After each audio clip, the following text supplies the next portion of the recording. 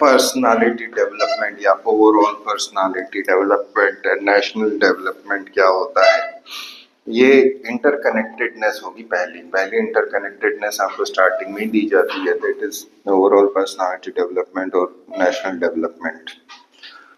फिर आपको बाद में इसके अंदर बोला गया है कि सक्सेस क्या है और फेलियर क्या है। तो personality development, overall personality development, national development related with the successfulness and failures.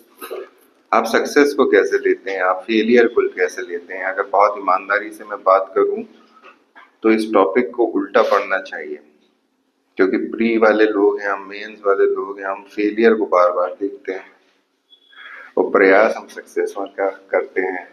सो वहाँ इसकी कनेक्टेडनेस ज्यादा है, वो दिल पे ज्यादा लगेगा उस एग्जाम्पल के साथ। बट चूंकि मेरे एक्सपेरिमेंट लोगों को डाइजेस्ट नहीं होते हैं, इसलिए let us proceed with term by term.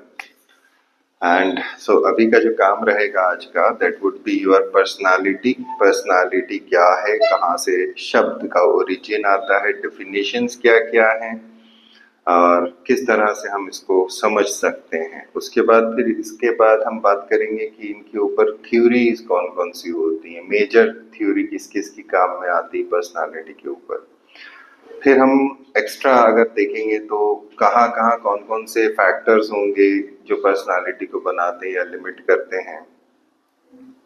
फिर एक और कंसेप्ट उठ के आता है कि इसकी प्रकृति क्या है, इस शब्द की या इसकी डेफिनेशन की, इसका स्कोप क्या है, कहाँ तक हम पढ़ सकते हैं। तो देयर आर टू मेथड्स, एक है प्रैक्टिकल पर्सनालिटी, एक है personality as a disciplinarian study in psychology and other studies, other fields of studies.